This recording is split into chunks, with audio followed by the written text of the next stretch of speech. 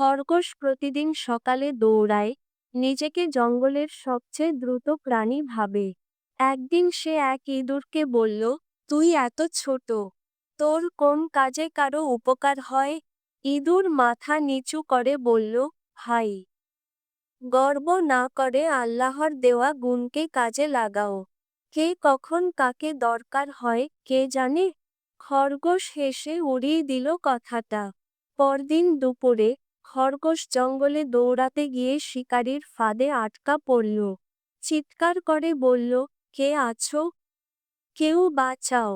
সব পশুরা ভয় পেয়ে পালিয়ে গেল, কিন্তু সেই ছোট ইঁদুর ছুটে এলো।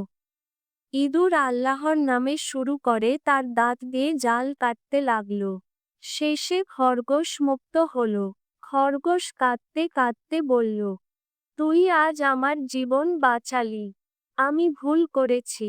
ইঁদুর মৃদু হেসে বলল, ভুল করা দোষ না, শিখে নেওয়া বরকত।